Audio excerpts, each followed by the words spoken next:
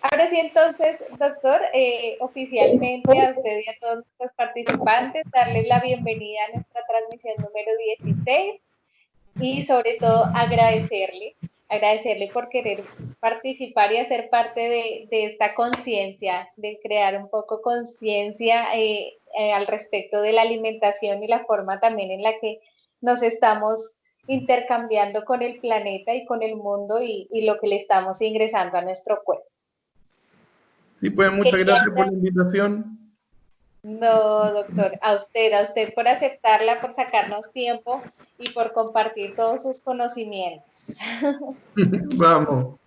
Voy a dar una introducción súper rápida. El doctor que nos acompaña el día de hoy es el doctor Ivo Bukusic, es un médico de la Universidad Mayor de Chile y tiene cursos en medicina familiar, además de un magíster en neurociencias sociales de la Universidad Diego Portales y tiene formación en medicina ayurveda, antroposófica, psicoterapia, medicina bioreguladora, nutrición ortomolecular, entre otros muchos que tiene.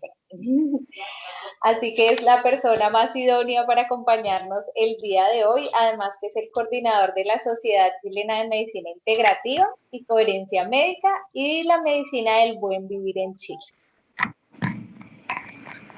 Así que, doctor, muchas gracias nuevamente por estar aquí con nosotros y quiero compartirle también a usted y a todos una frase que encontré que me pareció bien interesante, muy poderosa para el día de hoy y dice, los alimentos que comes pueden ser la más poderosa y segura medicina para tu cuerpo o el más lento proceso de envenenamiento.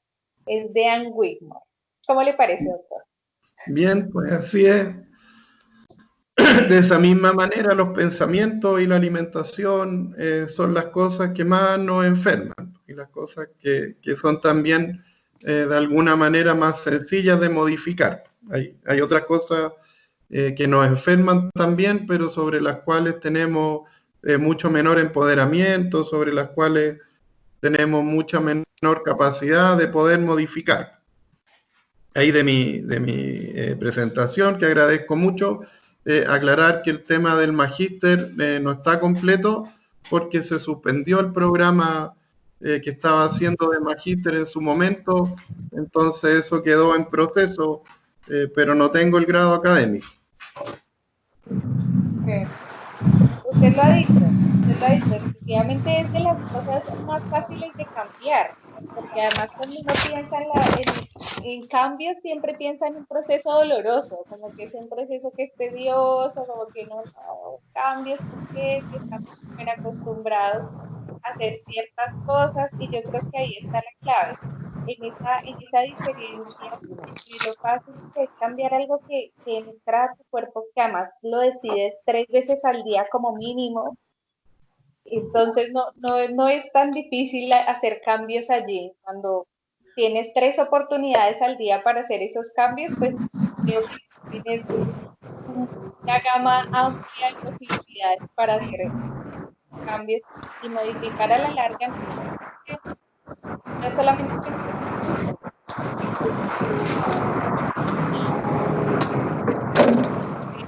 no solamente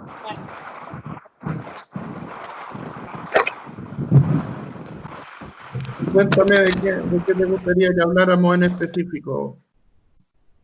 doctor, tenemos un montón de preguntas. Yo Dale. recogí varias que Perdón. teníamos por ahí, pero como le ha comentado, pues lo principal que quiero que hablemos es al respecto de las grasas, porque hay mucha controversia y hay muchas dudas al respecto. Siempre que hablamos de grasas, entonces, claro, pues lo primero que la gente se imagina, ya me van a decir que tengo que dejarme de comer ese filete que me encanta, o ese corte en el caso de los chilenos y los argentinos que les encantan sus buenos asados, Claro. o, o están pensando en, cuando uno dice grasas saludables, lo primero que se les ocurre en general son los pescados, pero se nos olvida que hay muchas otras cosas también que podemos modificar, cambiar y sobre todo yo creo que hacerlo en pequeñas medidas para empezar.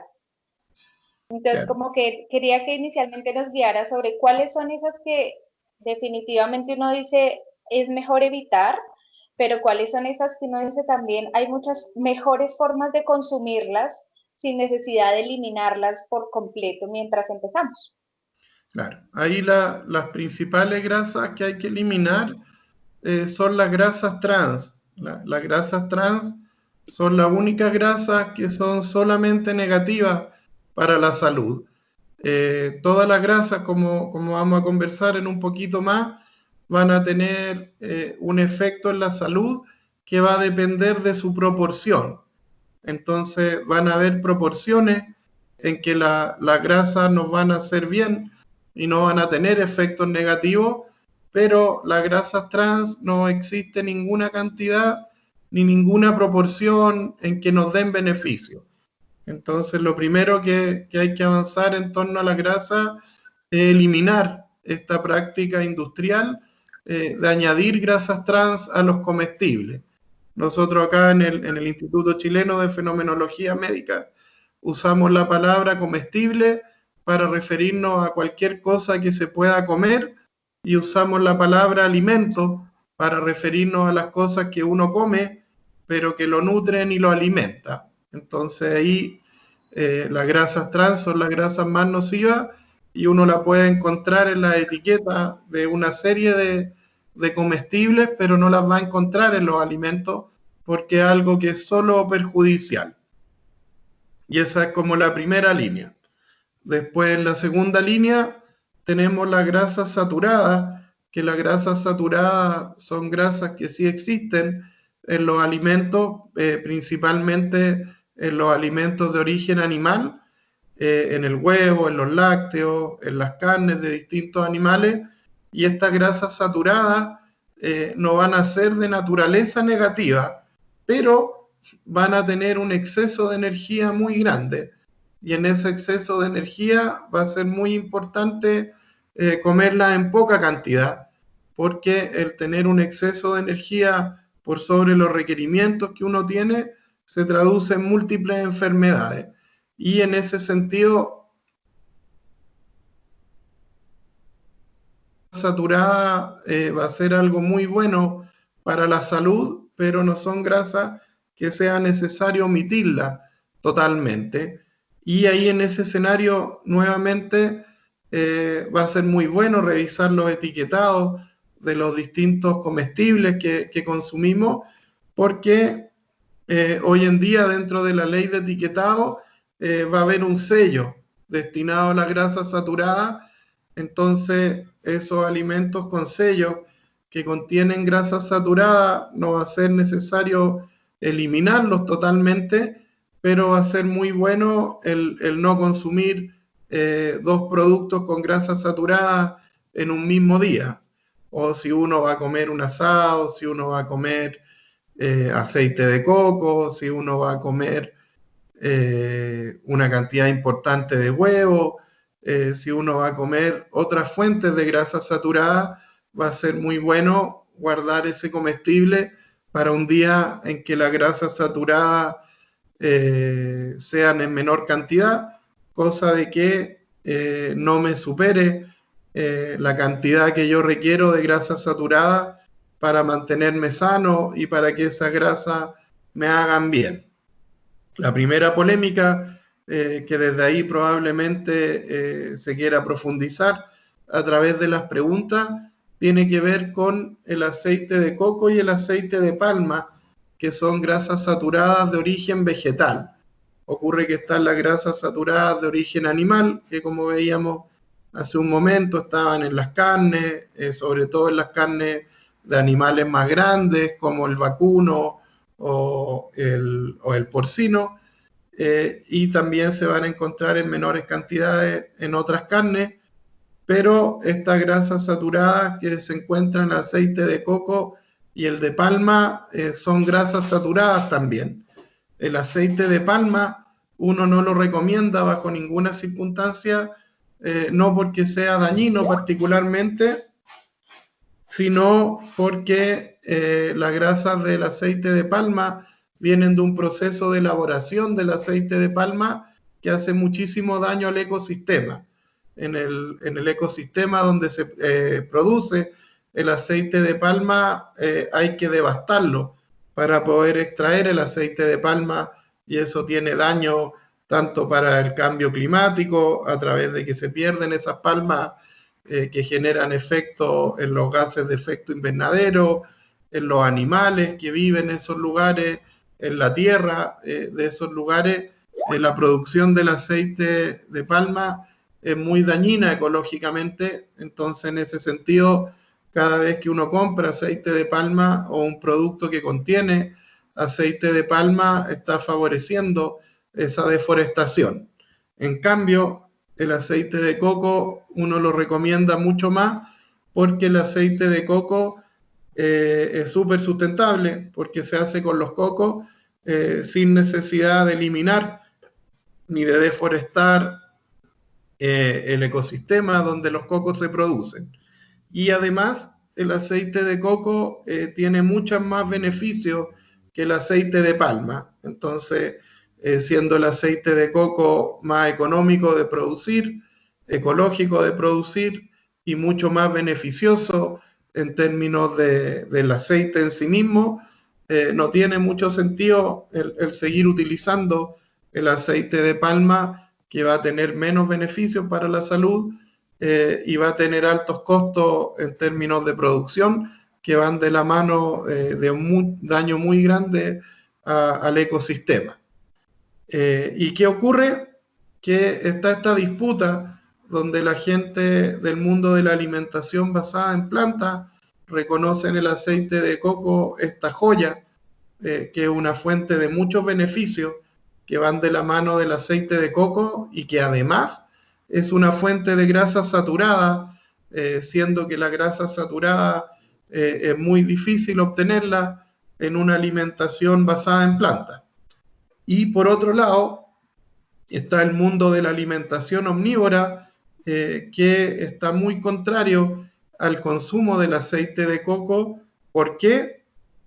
Porque el aceite de coco viene a sumar una nueva grasa saturada a una alimentación que está sobreabundante de grasa saturada. Todas las personas que somos omnívoros, que comemos animales, huevos, lácteos, tenemos que reducir dramáticamente la frecuencia y la cantidad de consumo de carne, de huevo, de leche y de productos lácteos, porque nos generan una cantidad excesiva de grasa saturada. Entonces, si en ese contexto de exceso de grasa saturada yo le sumo el aceite de coco, me queda una cosa ya demasiado rica en grasa saturada y me va a hacer mucho daño. Entonces, ahí la primera polémica en general tiene que ver con eso, que ahí hay cardiólogos, hay médicos, nutricionistas del mundo de la gente que come de todo, que le asusta mucho que en un contexto donde hay que bajarle a la gente la cantidad de grasa saturada, llegue una nueva grasa saturada a sumar más grasa saturada, lo que es distinto al mundo de la alimentación basada en plantas, que es una forma de alimentación muy pobre en grasa saturada, y en ese escenario el agregar una grasa saturada va a estar súper bien. Y ahí se genera una polémica, y ahí la mejor respuesta que tengo hoy es que si uno quiere usar aceite de coco, lo puede usar, pero en días veganos. ¿Qué significa esto? Que yo elijo de los 7 días de la semana, tener 2 o 3 días a la semana en que no como animales, en que no como nada de leche, nada de huevo, nada de carne, y en esos 3 días que no como productos de animales, como aceite de coco. Y en los días que como animales, no como aceite de coco, porque es una combinación que nos va a quedar con un exceso de grasa saturada, y eso no nos va a hacer bien. Ahí el ejemplo más claro, que me tocó un paciente que estaba con un exceso de grasa saturada muy grande, y entonces le planificamos un montón de cambios para bajar la grasa saturada, y él había adherido a varios de los cambios, pero me reconoce que él todas las semanas se da uno de sus gustitos semanales, era comer una carne que se llama entraña, que tiene mucha grasa saturada. Pero él me dijo, pero no se enoje conmigo porque me la hice con aceite de coco. Y ahí yo me quería morir de partida porque la entraña tiene mucha grasa, tiene mucho aceite, uno la pone al sol y empieza a quedar el aceite en cualquier lugar. Entonces ya freír la entraña es una locura, pero freírla con aceite de coco es un suicidio porque toda esa grasa saturada de la entraña se le va a sumar la grasa saturada del aceite de coco, entonces ahí se comió como el requerimiento de grasa saturada del año completo en esa sola preparación. Entonces, ahí no sé si tienen dudas, ahí quedémonos un ratito en esto de la grasa saturada para después bajar al otro nivel de la grasa que tiene que ver con el omega 6 y el omega 3, a menos que hayan quedado claros con esto de la grasa saturada. Perfecto, estuvo muy bueno su ejemplo porque además es una de las cosas que está pasando con el boom de la llegada del aceite de coco, entonces claro, todos empezamos a cocinar con aceite de coco y entonces era fría el huevo en aceite de coco, ¿no? Claro, eso es la misma imagen de la entraña. De la entraña, claro, acabé de pensar eso, como entonces el día que uno se va a comer un huevo, pues entonces no usa el aceite de coco. En el caso de las personas que todavía consumen alimentos de origen animal, o sea, sí o sí, más bien como quedarnos con esa idea en este momento de que si yo voy a consumir algún producto de origen animal, el aceite de coco no combina allí. Claro. Y O ahí sea, hay que contar el día entero. Y eso también es importante, que hay que contar ahí las 24 horas, que son como 24 horas sin animales, si uno va a meter el aceite de coco, porque si no uno podría pensar que al almuerzo no come animales y come aceite de coco, pero a la noche que come animales no, hay que contar el día entero, porque esas grasas saturadas se van ocupando. perfecto, o sea, son mínimo 24 horas en las que no debería combinar las grasas saturadas entre sí, que igual me imagino que Claro, también estamos hablando de si yo mezclo, por ejemplo, huevo con leche o si mezclo huevo con carne, o sea, debería ser uno solo durante todo el día. O sea, si claro. me voy a comer un pedazo de carne en el almuerzo, pues entonces no debería ni desayunar ni cenar huevo, Claro, ni desayunar leche tampoco, ni comer leche en la noche. claro. Eso se puede combinar un poquitito más que lo que pasa que las carnes, los huevos, los lácteos tienen un poco de grasa saturada dentro de otras cosas más. En cambio, el aceite de coco es la grasa saturada más saturada que existe. Entonces, eso la hace menos combinable.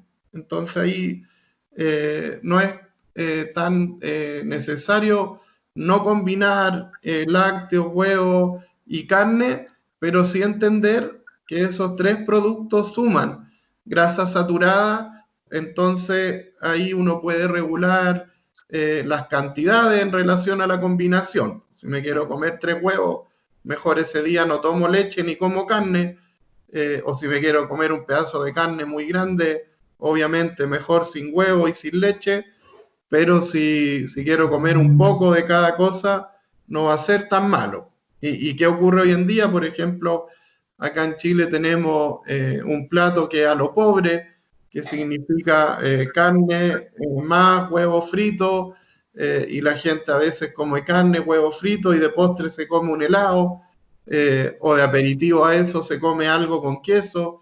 Entonces vamos sumando grasas saturadas de manera muy habitual y en exceso. Por eso el miedo de la medicina general, en esta lucha contra el exceso de la grasa saturada, aparezca el aceite de coco, que es la grasa más saturada que conocemos, a sumarle grasa saturada a la ingesta.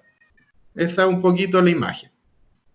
Claro, entonces Ahí, es quitarnos un poco la imagen de que el aceite de coco es malo porque se empezó a vender esa idea de que era que el aceite de coco era malo. No, el problema es que se mezcla con cosas que tal vez deberíamos estar disminuyendo el consumo en realidad.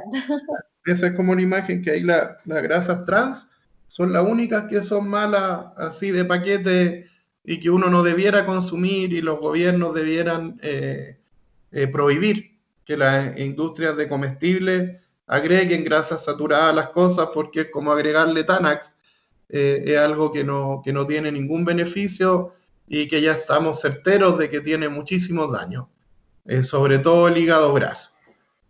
Y las grasas saturadas, que ahí ya las vimos, la idea es regular la cantidad. Y en tercer lugar aparecen las grasas monosaturadas, que esas son las mejores, porque nos van a dar una fuente de energía mayor a los de los carbohidratos, pero mucho menos grande que la de la grasa saturada. Entonces la mejor fuente de grasa van a ser las grasas monosaturadas, que ahí se destaca el aceite de oliva, la palta, las semillas, los frutos secos, algunas plantas de hojas verdes, el brócoli, todas las grasas monoinsaturadas van a ser las grasas que más nos van a beneficiar. Y en el tercer nivel tenemos otro problema que es como el más complejo, pero no es tan complejo tampoco, que tiene que ver con los ácidos grasos esenciales, que son las grasas poliinsaturadas, que ahí vamos a encontrar la omega 3 y la omega 6. Entonces, hasta ahora tenemos las grasas trans, que son malas, las grasas saturadas, que son malas en grandes cantidades, las grasas monoinsaturadas, que son las mejores, y las grasas poliinsaturadas van a ser extremadamente útiles, se conocen como grasas esenciales, porque son las únicas grasas que necesitamos comer por obligación para no enfermarnos. Todas las otras grasas, si no las comemos, puede ser la vida un poco más fome, o puede que tengamos menos energía, o puede que no estemos tan bien, pero podemos ser sanos sin la otra grasa. Pero las grasas esenciales, que son estas grasas poliinsaturadas, son las que no podemos dejar de comer. Y dentro de esas grasas vamos a encontrar el omega 6 y el omega 3. ¿Y qué ocurre? Que el omega 6 y el omega 3 tienen que estar en una proporción. Entonces, acá es distinto. En la grasa saturada va a ser la cantidad siempre lo malo. Entonces, si yo como poquita, va a ser mejor. Si yo como mucha, va a ser pésimo. Pero en el equilibrio omega 6 y omega 3, que este último nivel que vamos a revisar, no es que sea mucho o poco omega 6 o mucho o poco omega 3, sino en la combinación. Entonces yo necesito, por cada 4 porciones de omega 6, comerme una porción de omega 3.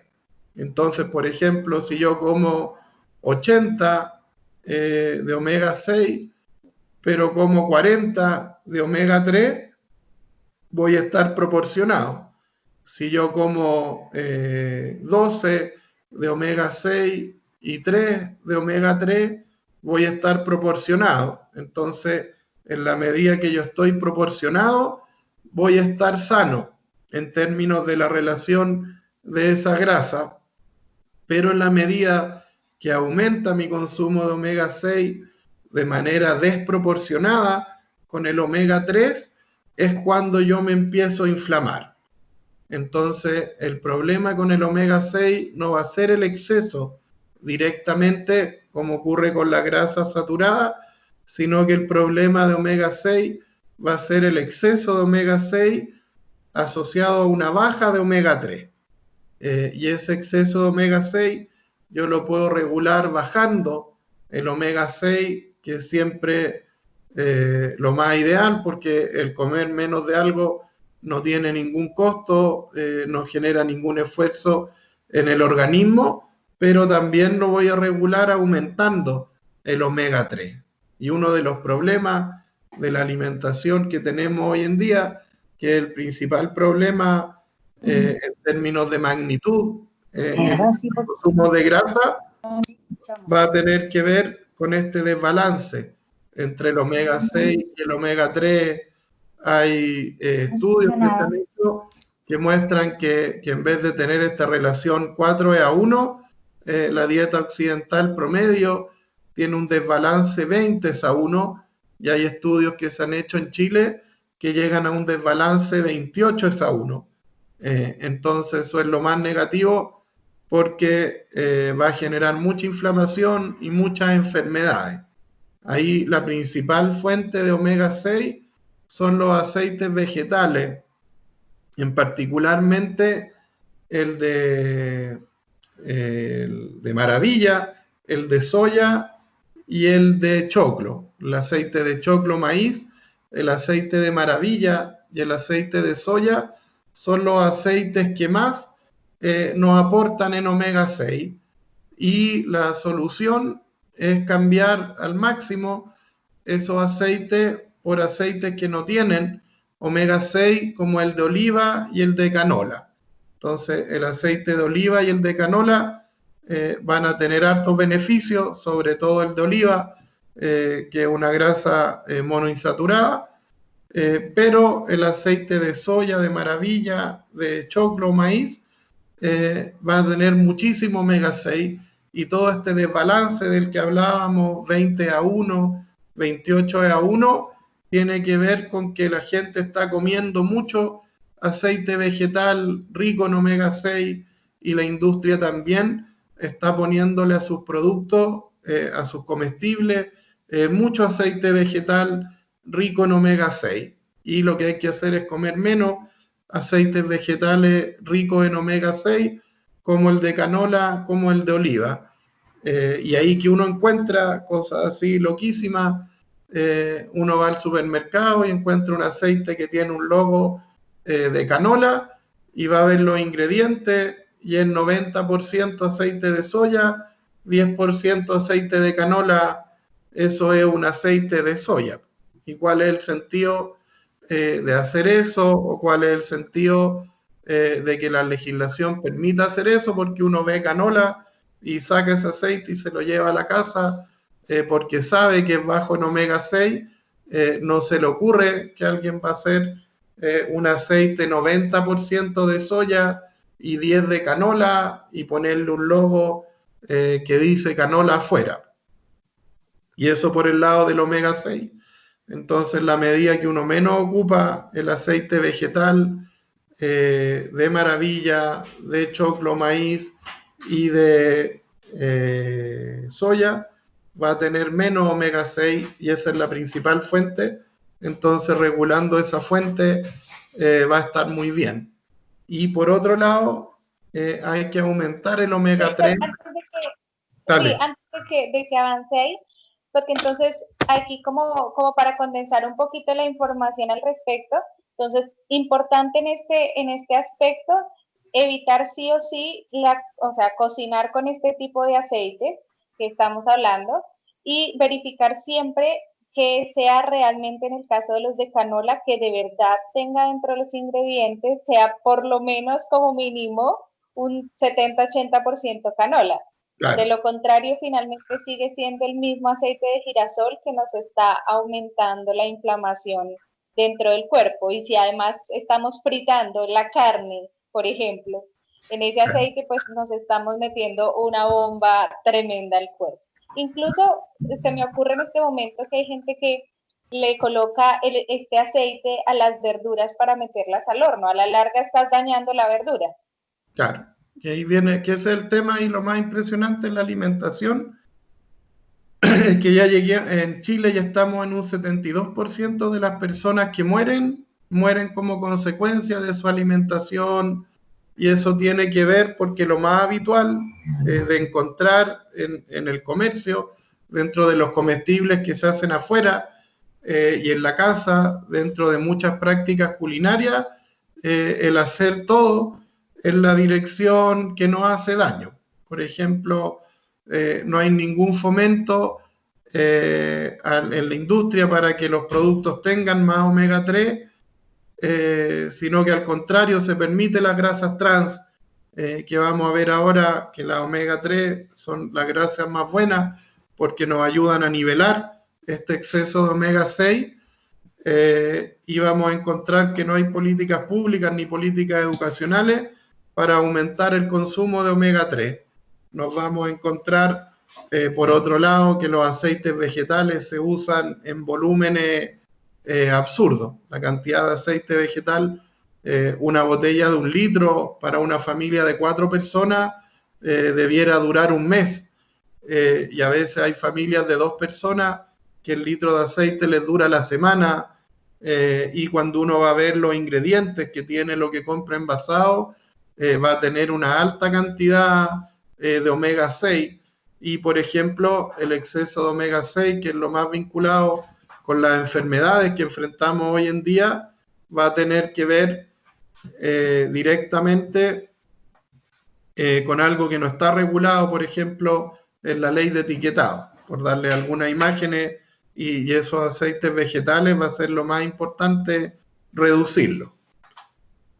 Ahora, por el lado de las fuentes de omega 3 que compensan ese exceso de omega 6, que el ideal es que lo regule bajando el omega 6 y aumentando el omega 3, nos vamos a encontrar en primera instancia con los pescados grasos. Los pescados grasos van a ser la mejor fuente de omega 3 históricamente. En un momento más les voy a comentar de que hay algas también que son ricas en omega 3, pero tenemos mucha menos experiencia con las algas de las que tenemos con el pescado.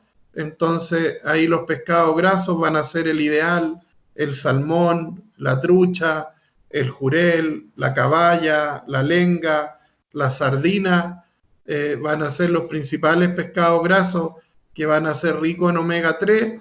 Este omega 3 se va a conservar tanto en los congelados como los enlatados, además del pescado fresco.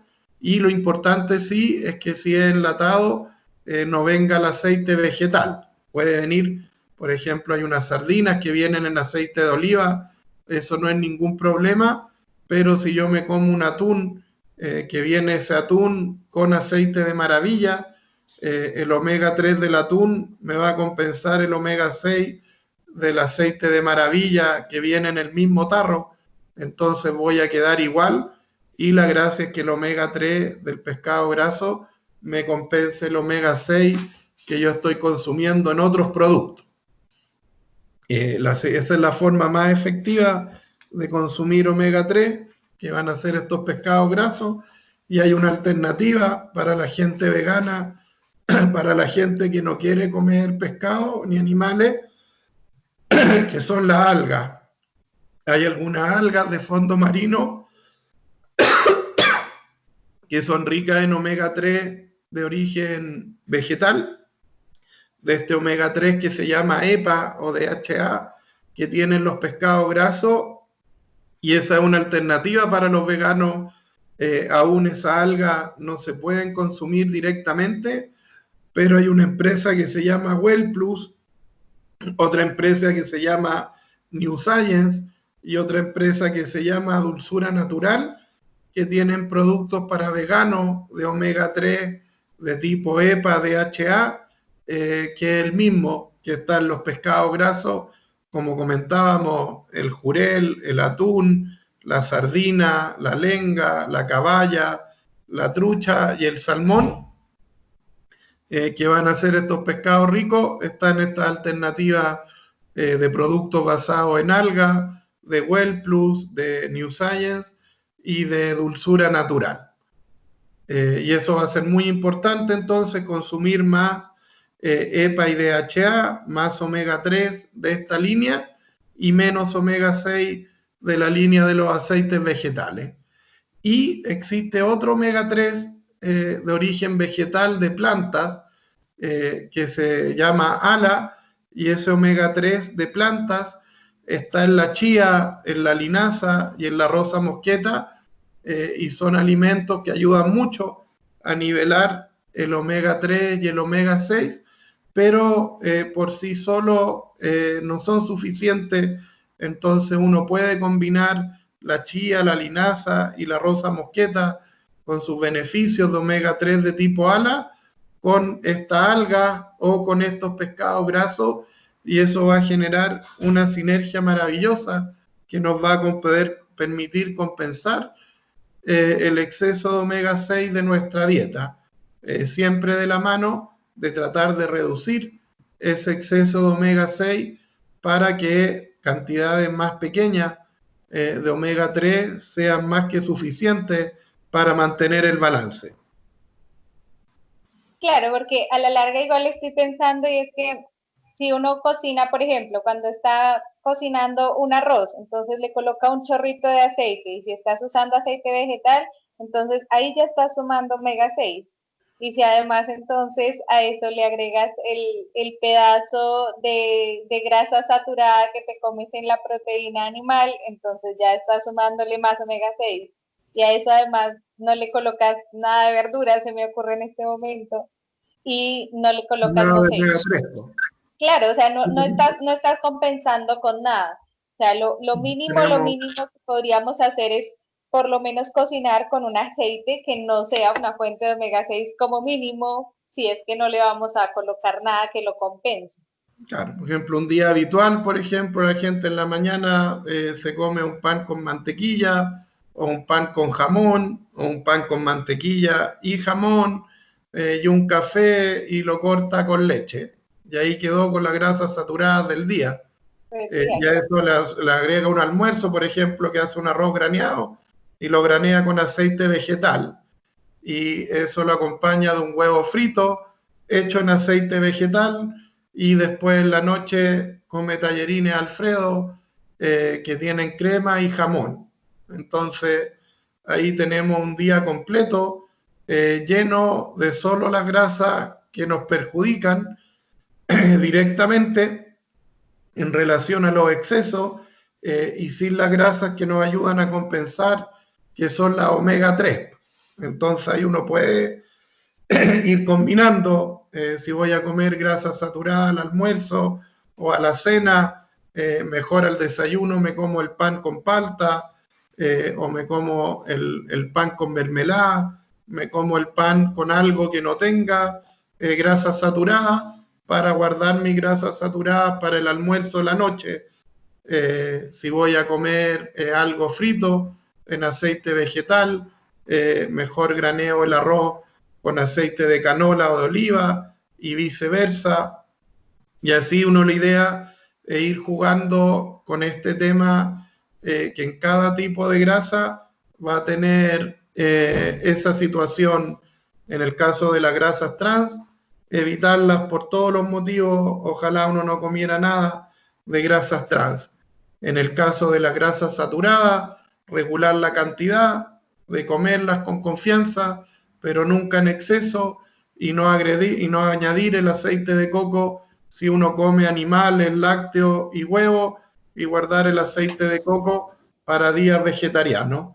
Y después el omega 6 y el omega 3, preocuparse del balance. Entonces, en días que como mucho omega 6, tratar de comerme una latita de atún, tratar de tomarme estos suplementos de algas, tratar de comer chía en los días que como mucho omega 6, comer mucho omega 3 también para compensar. Y de esa manera, bajando el omega 6 y aumentando el omega 3 y siguiendo esas tres recomendaciones, uno en pocos meses se recupera de problemas originarios de la mal consumo de grasa de manera muy eficaz. Lo que es una imagen totalmente distinta a la experiencia, porque en general la gente sigue comiendo las grasas de manera totalmente perjudicial y eso se trata de limitar el daño con medicamentos, lo que anda muy mal. Y la gente cada vez requiere más medicamentos y medicamentos en mayores dosis porque no se hace este trabajo de regular el origen de la enfermedad que tiene que ver con esta mala combinación de ácidos grasos, de grasas, de aceite en nuestra dieta. Así De que no por sé sí, si hay más ahora preguntas. que nombro, justamente que nombra el tema de los medicamentos, porque sabemos que a las mujeres, por el tema de la menopausia, la llegada de la menopausia, es normal que les aumenten los niveles de colesterol. Y lo que hacen los médicos inmediatamente es enviar medicamentos para que les disminuyan, a pesar de que es un comportamiento que es normal por la edad y por el proceso hormonal que están viviendo las mujeres. Entonces, al respecto de eso, por ejemplo, como qué podemos hacer en la alimentación para compensar en lugar de tomarnos ese medicamento, que es meterle más químicos y más venenos al cuerpo. Claro, ahí lo que pasa que hay una práctica que no está bien hecha, que muchas veces dejan estos medicamentos para el colesterol sin indicación, que eso significa que la persona tiene menos de 239. Una persona que tiene un colesterol hasta 239 no debiera recibir fármaco en ningún caso. Y si una persona tiene menos de 239 de colesterol, no debiera estar con fármaco. Y vemos a mucha gente que tiene menos de 239 de colesterol total y sin embargo está con fármaco, y eso no está bien, salvo excepciones, que existen 5 factores de riesgo cardiovascular principales, que son el sedentarismo, el tabaquismo, el colesterol alto, la diabetes y la hipertensión arterial y el antecedente de infarto. Entonces, si una persona tuvo un infarto y tiene un colesterol menor a 239, pero el cardiólogo cree que se va a beneficiar del medicamento, obvio que la persona tiene que mantenerlo. Una persona que fuma, que es sedentaria, que tiene el colesterol alto, que es diabética y hipertensa, y tiene los 5 factores de riesgo, quizás con un colesterol 220, algún médico también lo medique y eso también estaría bien, pero una persona que no es hipertensa, que no fuma, que no es sedentaria, que no es diabética y que tiene un colesterol bajo los 239, en ningún caso debiera recibir medicamentos para el colesterol. El problema de los medicamentos para el colesterol es que se usan más de lo necesario y tienen muchos efectos adversos, pero salvan muchísimas vidas, porque con estos factores de riesgo hay muchísima gente que muere de infarto al corazón y el usar estos medicamentos dentro de esos riesgos salva muchísimas vidas. Entonces, no hay que tener una imagen negativa de estos fármacos, porque bien utilizados son una maravilla, pero está esta dificultad que se sobreindican.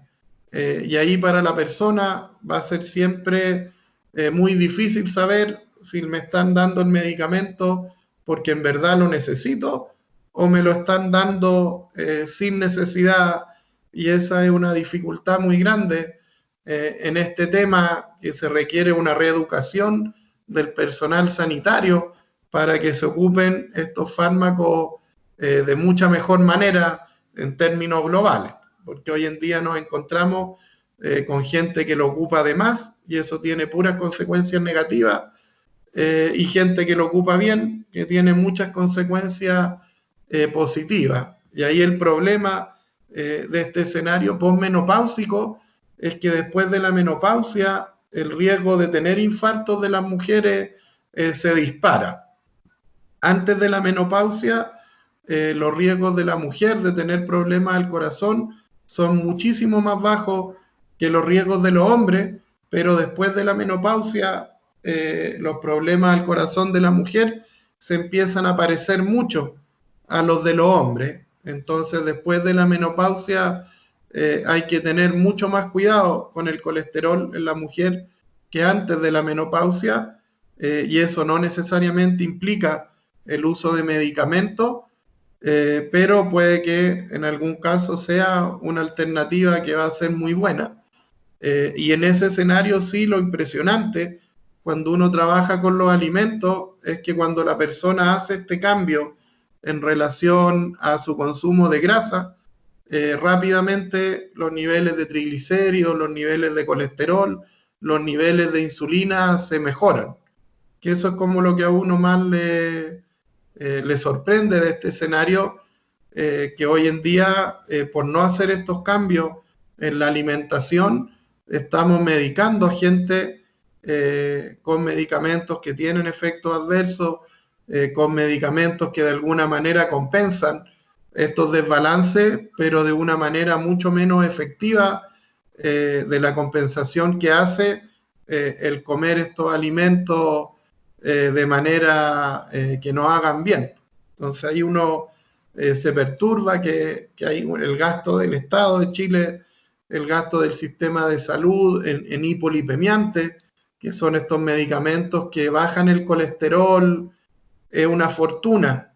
El gasto del Estado de Chile en el programa cardiovascular y en todo este proceso de dar medicamentos para que la gente no tenga infarto es una fortuna, y el tratar un infarto y la recuperación del infarto estamos destinando mucho recurso humano, mucho recurso económico en términos de dinero y muchos efectos adversos a la población por no hacer un trabajo de educación, un trabajo en la cocina, un trabajo en la industria alimentaria que nos lleve a productos donde las grasas saturadas sean una fuente de placer y una fuente de energía muy necesaria en el organismo, pero dentro de este equilibrio que nos lleva a mantener la salud, que consiste en no consumir grasas trans, consumir de manera moderada la grasa saturada y consumir en equilibrio la grasa omega 6, principalmente de los aceites vegetales, de maravilla, de choclo, maíz y de soya, tratando de reemplazarlos por no usar aceite o usar aceite de oliva y de canola, que no son ricos en omega 6, y por otro lado compensar con pescaditos grasos, jurel, atún, trucha, sardinas, salmón,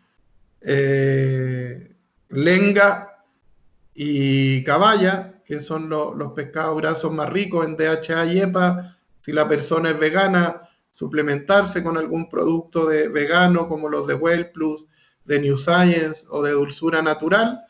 Y y además tratar de agregar dentro de la dieta las fuentes de omega 3 vegetal de la chía, de la linaza y de la rosa mosqueta, que no logran compensar el pescado o estos productos basados en algas, pero que nos suman grandes beneficios al sistema globalmente.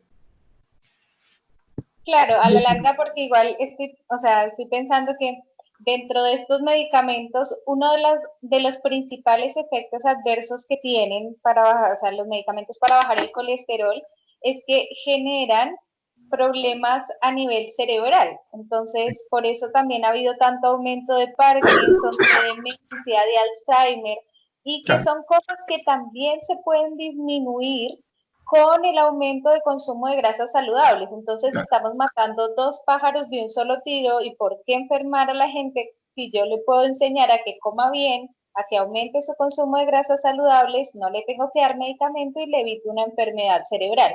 Claro, y ahí está toda la parte metabólica, la obesidad y los problemas en la salud mental, está todo vinculado en relación a esas prácticas. Y son cosas ahí que en verdad no son tan difíciles de hacer, significa un cambio, obviamente, pero es un cambio que no es para nada drástico, ni en términos de costos económicos. Muchas veces el aceite de oliva es un 25% más caro que los aceites vegetales, pero lo que se ahorra en antiinflamatorios, lo que se ahorra en medicamentos es muy grande, y el reducir las grasas saturadas, que va de la mano de esto, significa comer menos animales, que es lejos lo más caro de la dieta. Por ejemplo, ahí la gente a veces le llama mucho la atención, por ejemplo, que un huevo de gallina feliz puede valer 400, 500 pesos versus un huevo de consumo habitual que vale menos de 100 pesos, 80 pesos,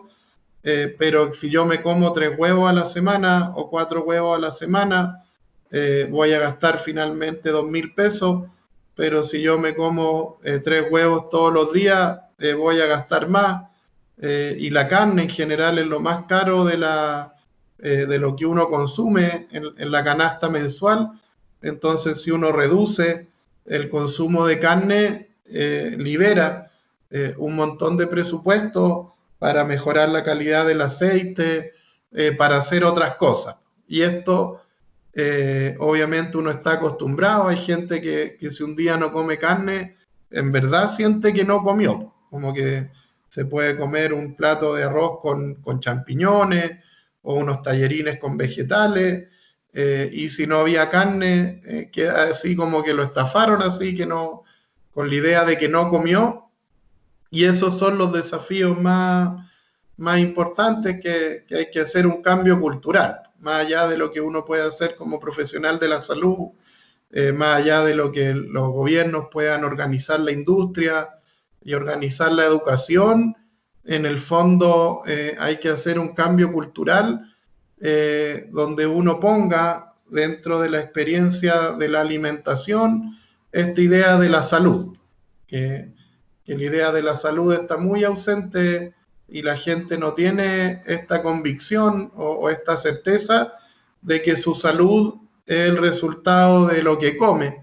La gente cree que la salud depende de ir al médico y que el médico le dé medicamentos, mucho más de lo que reconoce o maneja, que esa enfermedad que lo lleva al médico, que esa enfermedad que termina en que la persona esté dentro del 15% de la gente que se enferma grave por el COVID y termina hospitalizada, en vez de estar dentro de ese 40% que no hace ningún síntoma y que ni se entera del COVID, tiene que ver con el tema de la alimentación. Y las personas cuando reconocen que su salud es una consecuencia en gran medida de la alimentación, hay otros elementos que inciden en la salud, como lo mental, los pensamientos, lo social, la contaminación ambiental, pero el porcentaje más grande de la salud va a ser una consecuencia de cómo yo me alimento. Y cuando uno empieza a ver cómo uno debiera alimentarse, uno se encuentra con este tema brutal de que estamos haciendo todo en la alimentación para enfermarnos. Y eso es muy fuerte. Ahí lo bonito, nosotros trabajamos en esto desde el año 2007 y en estos 13 años el salto ha sido brutal. El que hoy día tú me invites a conversar de esto, el que la gente participe de cursos que hacemos, el que la gente consulte a médicos, a nutricionistas para buscar alternativas sanas en la alimentación, la cantidad de productores, de gente que hoy en día en el mundo de la industria alimentaria está apostando por productos que sean saludables y no solo ricos o cosas que la gente coma para sentir que comió, sino cosas que lo nutran, es enorme y cada día esto crece más, entonces lo vemos con mucha alegría, con mucha esperanza, pero todavía falta harto. Así que eso, pues no sé si tuviera Sí, una última pregunta. todavía nos falta harto, pero vamos en el camino. Doctor, una última pregunta de algo que usted mencionó ahí al final y es el huevo. Entonces, en el huevo también hay mucha controversia porque el huevo igual sigue siendo una grasa saturada de origen animal y que además, pues por ende, como es de origen animal, tiene colesterol. Entonces, ahí hay mucha controversia cuando uno lee al respecto de es bueno, es malo, cómo consumirlo. Claro, ahí el ideal. Termina la pregunta, te interrumpí. No, está bien, o sea, es como, ¿cuál es la mejor forma de consumirlo? Si deberíamos consumirlo y en qué frecuencia en realidad deberíamos consumirlo, porque igual está claro que tiene sus cosas que son positivas, como hay otras que hay que tenerles respeto. Ahí hay dos elementos. El principal, la mejor manera de consumir el huevo es el huevo duro.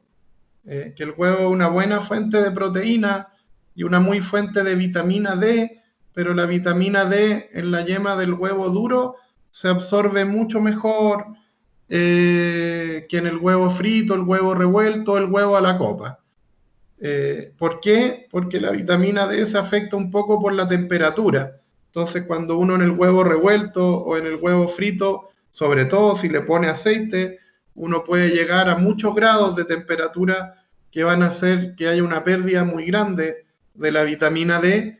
En cambio, en el huevo duro en el microondas no sirve, se pierde todo, pero en el huevo duro hecho en agua hirviendo, el agua nunca supera los 100 grados y eso hace que la cáscara y la clara eviten que la yema reciba altas cantidades de temperatura y eso tiene una conservación de los beneficios que es muy grande. Eso no quita que uno pueda comerse un huevo a la copa, un huevo revuelto, un huevo frito por placer, pero el huevo duro sin duda va a ser la mejor forma de comer el huevo.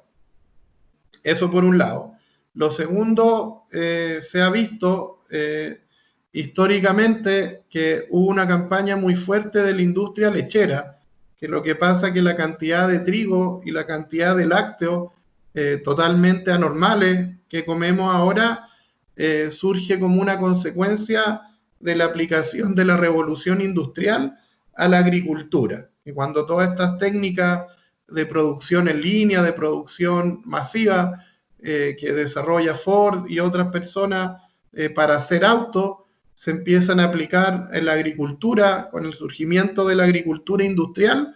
En Estados Unidos se empezó a producir mucha más vaca y mucha más trigo de lo que la gente necesitaba. Entonces se empezó a cambiar la cultura de la cultura que tenían originalmente nutricional a una cultura donde todo el tiempo leche, trigo, leche, trigo, leche, trigo, leche, trigo. Y la idea del refuerzo de proteína que daba el huevo era desplazarlo por la industria del vacuno, que de alguna manera el huevo era una fuente de proteína de alta calidad y de bajo costo, pero los productores tenían mucha carne que vender y de ahí viene la hamburguesa y todo este tema de comer carne todos los días de vacuno y mucha leche, entonces leche al desayuno, leche al almuerzo, crema, queso, yogur, helados de leche, y ahí aparecen un par de estudios muy pobres, pero con una campaña muy fuerte para convertir el huevo en una fuente de proteína no saludable versus lo que pasa con la leche y con la carne, para desplazar esta proteína barata y de alto valor nutricional dentro del esquema. Eso ya está totalmente desarticulado y hoy en día el huevo es una fuente muy segura de alimentación y va a andar muy bien, pero en términos de la salud va a tener que ver con la combinación, que el huevo, como veíamos, va a tener grasas saturadas y en ese sentido nos va a jugar mal, sobre todo en la combinación, que si uno come huevos, carne y lácteos, las tres cosas suman grasas saturadas y ahí va a dar lo mismo que sacar. Yo le puedo a una persona que come carne todos los días y que come lácteos todos los días, sacarle el huevo tiene que ver más con la industria lechera y la industria de las carnes. La industria lechera es la industria más poderosa de la industria alimentaria y la industria de las carnes rojas, ¿para qué decir? Hoy en día las carnes rojas ultraprocesadas aumentan el riesgo de cáncer de colon 3 veces más que el fumar aumenta el riesgo de cáncer de pulmón y sin embargo a las carnes rojas no les rotulamos. Consumir carne más de 2 veces por semana aumenta el riesgo de cáncer de colon porque son industrias que tienen mucho poder a nivel social. En cambio la industria del huevo es más débil, entonces a uno le plantean que la manera de reducir el colesterol, la manera de reducir la grasa saturada es reduciendo el huevo, pero uno puede reducir la grasa saturada reduciendo la carne, reduciendo la leche y reduciendo el aceite de coco, también como conversábamos. Entonces, más que tener una cantidad de huevos fija para la semana, el tema del huevo va a depender mucho de la otra grasa saturada. Si yo no como carne ni consumo lácteos, me puedo comer 2 huevos todos los días y no voy a tener ningún problema y probablemente 3 huevos también. Pero si yo como carne y como lácteo, comer más de 4 huevos a la semana no va a ser tan bueno. Entonces el tema ahí pasa del balance total más que de una cantidad fija para todas las personas. Pero ahí estamos hablando de huevos de gallina libre, ¿cierto? Porque igual de todas maneras viene también el tema de las hormonas y el Claro, tema de la sí, alimentación de la gallina también juega ahí un papel importante. claro. Ahí hay dos elementos, está la mirada como de la compasión y la mirada de,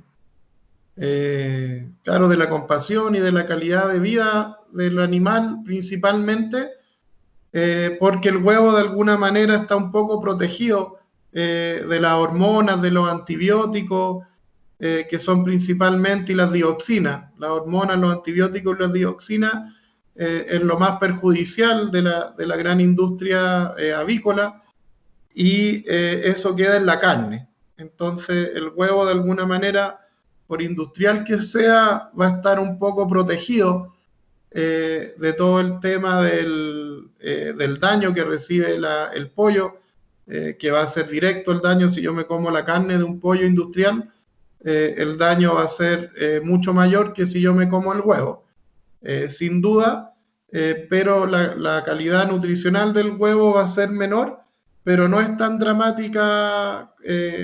No sé, pues si yo comparo un pescado con una hamburguesa, por ejemplo, la diferencia va a ser muy grande, pero si uno compara nutricionalmente un huevo de una gallina, no sé, pues mapuche de campo, de estos huevos de color, con la yema muy naranjita, la diferencia no es tan grande en términos nutricionales con la de un huevo industrial. Hay una diferencia a favor del huevo de gallina feliz, pero no es tan grande.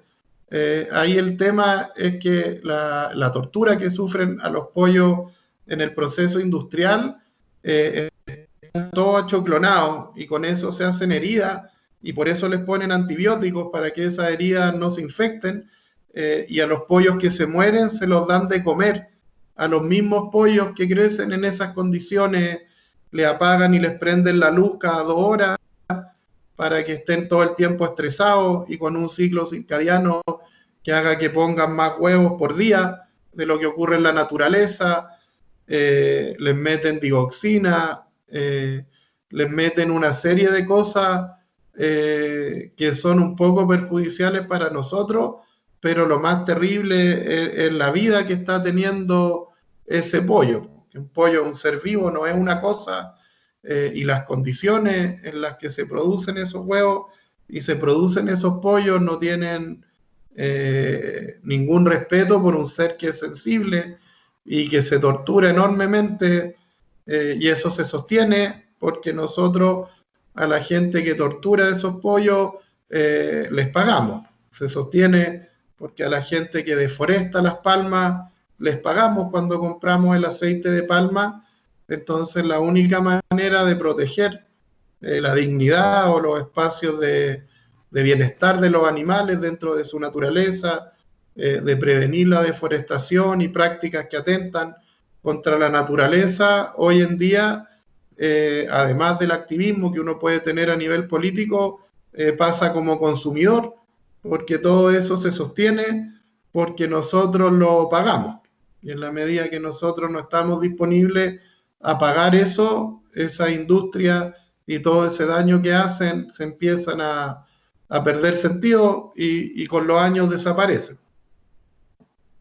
Así que Sí, eso pues, no sé sí, si sí, hay que eso sí es aclarar muy su cierto. duda. A la larga, hay personas que piensan que activismo es salir a las calles y gritar y hacer carteles, y uno hace activismo solamente con ir al supermercado y comprar. Claro, Simplemente desde ahí comienza el cambio. claro. Así Y que eso, absolutamente de acuerdo. independiente de lo otro y todo el sentido que tiene, es un cambio que tiene mucho mayor impacto, mucho mayor impacto en los productores porque la gente no envenena, no destruye el planeta, no envenena la comida, no hace estas cosas para enfermarnos directamente.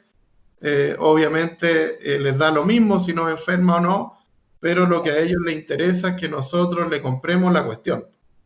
Entonces, por más que nosotros pidamos leyes y hagamos esfuerzos para que no les dejen hacer productos que nos hacen daño o para que no destruyan la naturaleza para generar nuestros productos de consumo, lo que los afecta más directamente tiene que ver con el consumo, porque ellos lo que hacen lo hacen para vender y en la medida que eso tiene compradores, lo van a seguir haciendo porque van a seguir vendiendo y en la medida que eso deja de tener compradores, rápidamente van a cambiar de práctica porque hacer algo que no van a vender no les sirve. Entonces, ahí uno consumiendo productos que hacen un esfuerzo por la calidad de vida de las gallinas y dejando de consumir los que no, empieza a hacer que cada vez más productores empiecen a dejar de torturar Esas a los prácticas. animales y de darles vida de esa manera. Así que eso pues, Doctor, muchas muchísimas gracias por la gracias. Una invitación. última pregunta que andaba por Ya, ahí y es cómo distinguir entre los aceites, porque por ejemplo hay aceites de oliva que vienen se me ocurre en este momento, en un empaque transparente y eso ya quiere decir que no es un buen aceite de oliva. claro, no necesariamente. Lo que pasa es que el aceite de oliva pierde propiedades en contacto con la luz. Entonces puede haber un aceite de oliva muy bueno, pero si uno lo pone en un envase transparente, ese envase va a empezar a perder propiedades y cada día que pasa expuesto a la luz va a tener menos beneficio.